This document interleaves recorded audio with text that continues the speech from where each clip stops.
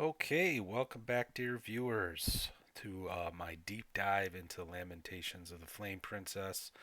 Um, we are moving into part two of a many part series on the magic of Lamentations of the Flame Princess. And today we'll be discussing clerical magic.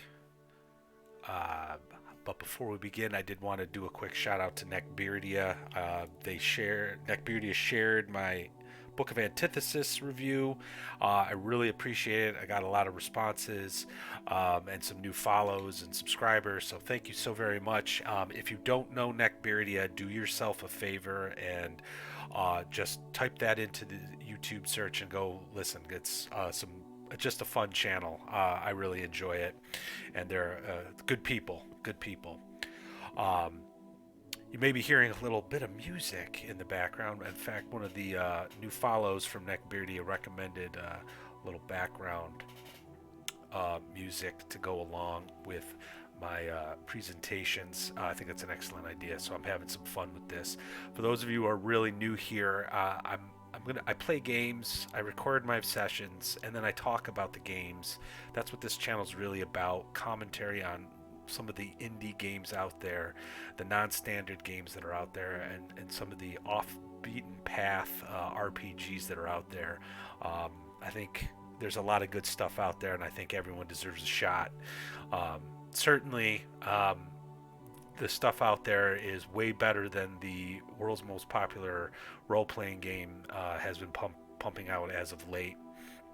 And Lamentations of the Flame Princess is my number one go-to right now. So, as we're talking about clerical magic, I figured a little bit of choir music in the background to set the mood. Um, if you recall from part one, we started with the Book of Antithesis, which is the exact opposite. It's the satanic looking thing, right? But it was meant to sort of frame what magic is in Lamentation. So, um, magic being the source of magic being like the realm of chaos and like this sort of chaotic aligned uh, mind.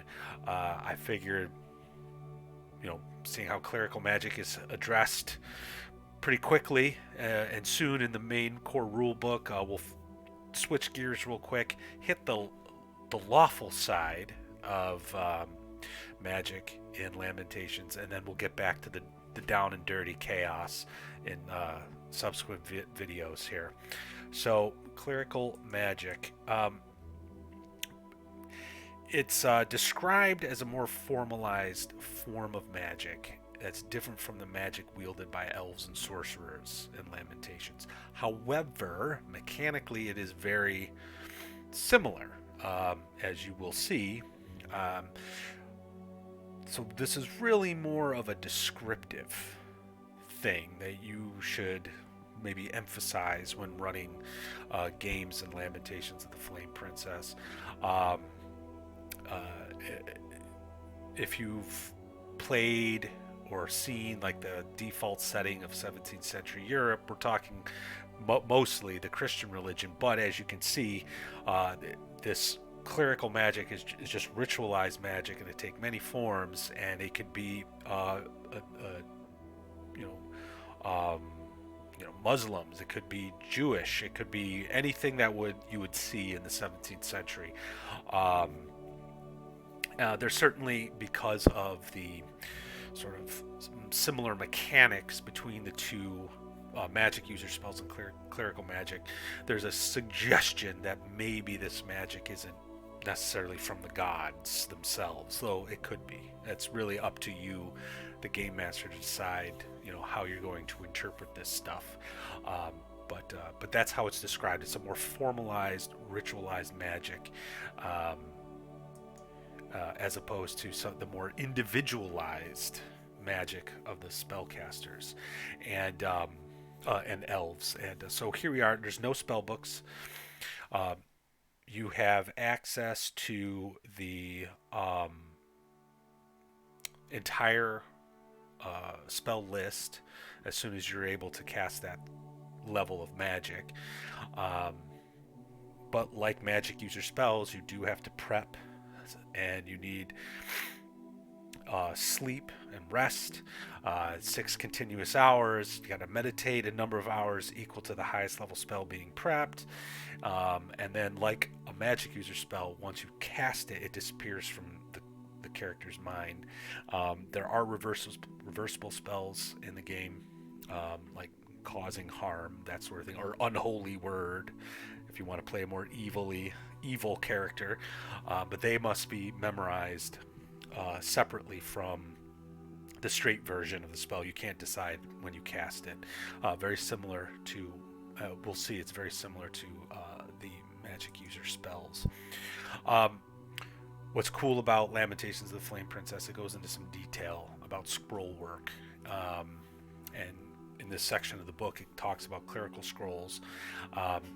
For those of you familiar with role-playing games, this is sort of old hat. A clerical spell allows a cleric to cast a spell without prior memorization, even if the spell on the scroll is something higher than they could typically cast. What I like is read magic is not necessary. All that matters is that the cleric can speak the language of the writer. So again, if you're using like the 17th century default setting of Lamentations of the Flame Princess, a Christian cleric who can speak some of like the Middle Eastern languages could cast a scroll written by a Muslim, for example, which raises some interesting questions. Exactly what's going on with clerical magic in Lamentations of the Flame Princess. Again, it's hinted at, but it's ultimately left to you. Casting the spell erases the spell from the scroll, and to actually use the scroll, you have to have both hands free. You're essentially holding the scroll out, and it takes an entire combat round to do. What I like here, and this is important to note, that it's the level of the reader, not the writer, that determines the effects of the spell. In prior iterations of Dungeons and Dragons, I believe it was the opposite. I believe it was you would figure out, when rolling for the magic item, and you rolled scroll, and then you figure out what spell it is, you would roll like a level. Here, I think this is nice and simple. Are you a 3rd level cleric? Okay, you cast a spell as a 3rd level cleric. End of story. Nice and simple. The rules provide with a way to sort of, or at least it outlines a way of creating spell scrolls for the clerical character. So long as you're able to cast it, you can create a spell, or create a scroll. 50 silver pieces per day in offerings to the cleric's deity. It also goes into some how to write protection scrolls, which are separate from spell scrolls, and magic users don't get these. We'll find as we go deeper into magic. So this is sort of something unique to clerics, is that they can actually create the protection spell scrolls, but they're not easy to make. You need to sacrifice a number of hit die of the target creature. So if you want to create an undead protection from undead, you're going to have to find and gather together a bunch of undead and sacrifice the undead to make the scroll.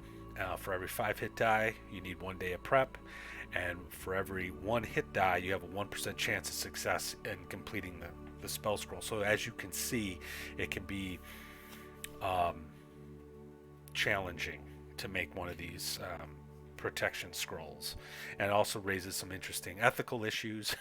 If you're going to create scrolls that protect you from evil cultists, you'll have to sacrifice a bunch of evil cultists to make your spell scroll or your protection scroll.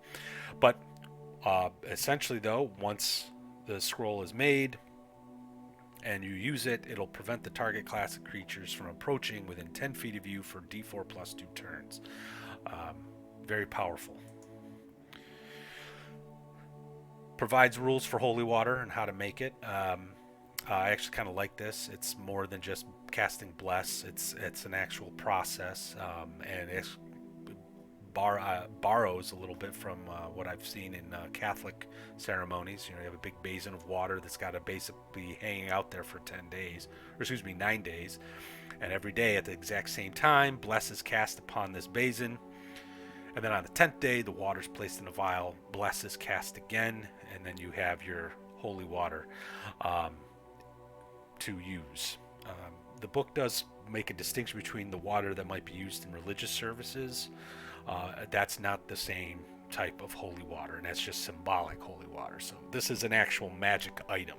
So if you go through this process, you have a magical holy water. Um, Provides rules for creating your own unique spells, and very straightforward, but very expensive. Um, and It's more of a discussion you're going to have with your referee if you want to create a wholly unique spell for your cleric. Now, this is the section that gets a little bit more detailed, and there's a chart, and this is where a lot of that time is calculated, and then how much silver you're going to have to spend for some of the researching and writing of spell scrolls. And it's somewhat unforgiving. Player has to declare ahead of time how long they want to spend on the activity, and then the referee randomly determines the length of time it's going to take. Okay, so if you're writing a spell scroll, it's 2d6 days times spell level. If it's a brand spanking new spell that you're creating for the campaign, that's 46 times spell level. And if you spend the time to do it, and your character essentially guessed right, it's an automatic success. However, if let's say you're going to create a first level spell, write a first level spell scroll, and you say you're going to spend 6 days, and game master ended up rolling a 7 or higher, it's a failure, and then there's a 10% chance that you're cursed.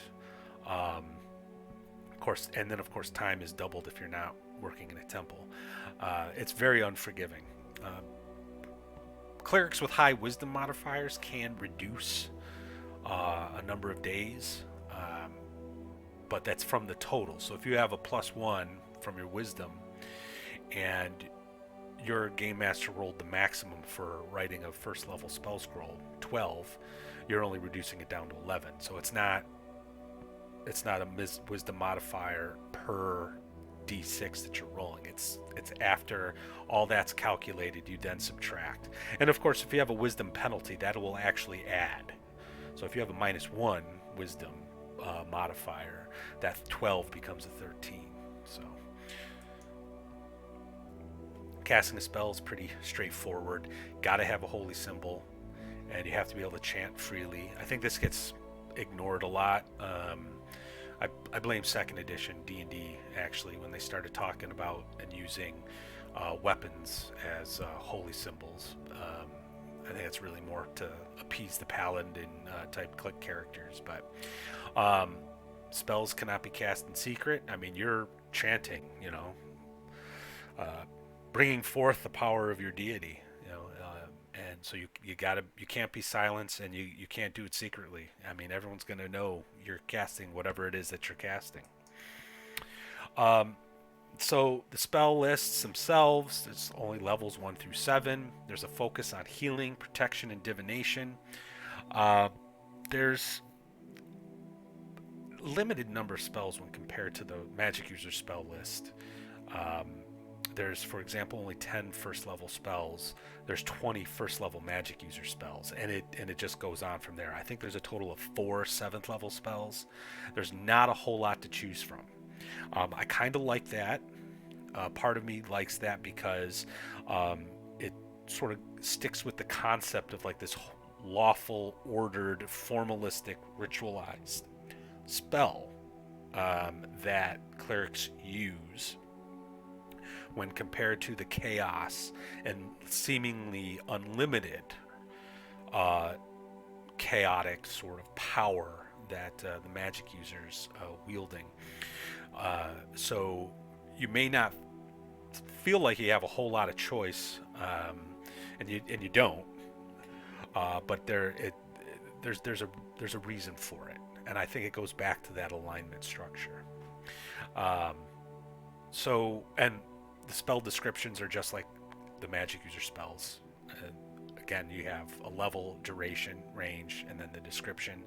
And some of them are purposely vague, um, so that allow for some creativity for the cleric player.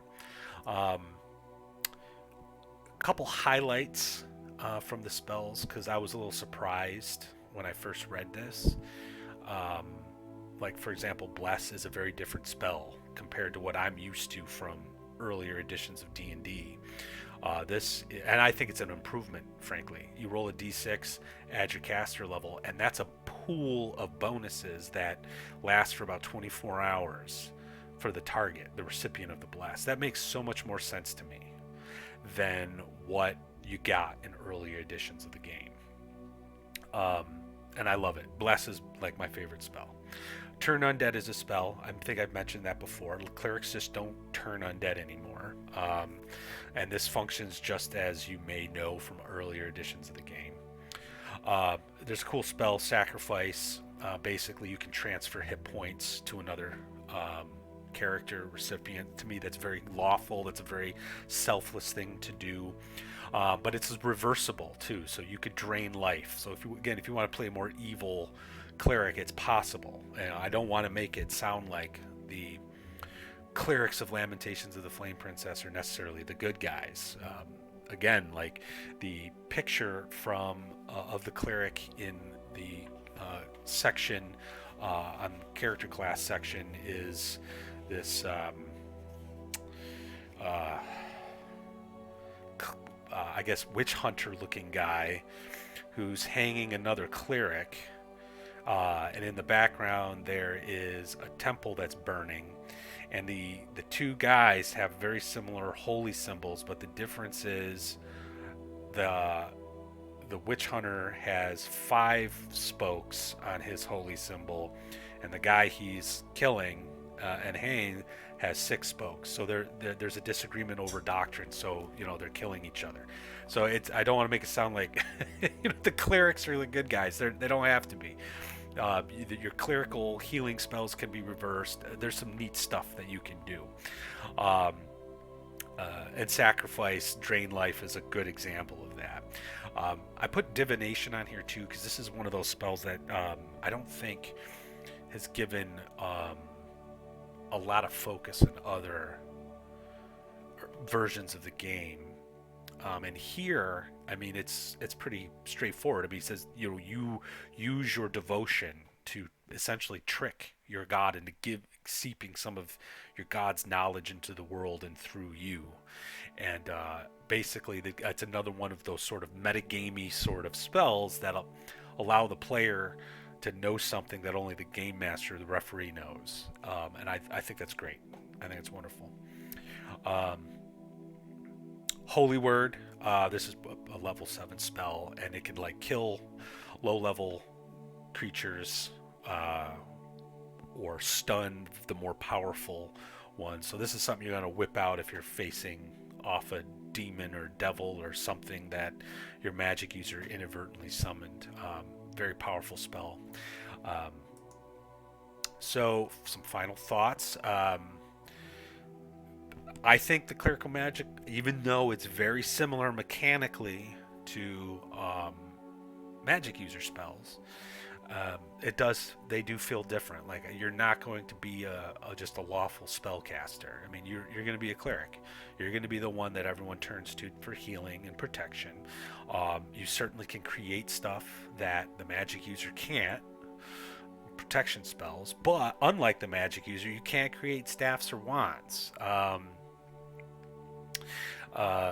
So there's definitely a demarcation between the two character classes, and I really like that. I think earlier editions of the game, especially when they started getting into things like specialty priests. I don't know if you've ever played 2nd edition D&D, but that became a thing.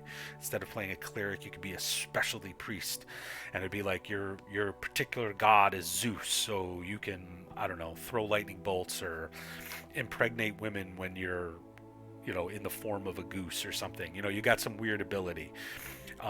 And you got access to other spells, sometimes dipping into the magic user spells. And there was really a blurring, in my opinion, of the two classes, and to the detriment of the game. Like they just, you might as well just call one like black magic and the other white magic at that point. Um, if you're playing like Final Fantasy, um, Lamentations of the Flame Princess once again proves it understands the need for niche protection and class protection, and for the cleric, it's in the details and what they're casting and how they can cast it, and the kinds of things that they can do as spellcasters, and you're going to get some unique takes on some of the spells, the classic clerical spells too. So I like clerics in Lamentations of the Flame Princess.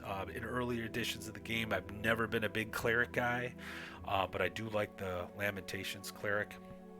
Rumor has it, James Edward Raggi IV has thought about taking clerics out of the game in some later edition that he might someday write. I hope he doesn't.